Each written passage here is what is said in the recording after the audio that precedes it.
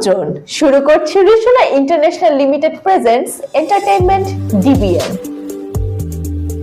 দেশ বিদেশের নানা খবর নিয়ে সাথে আছে আমি এশা রহমান।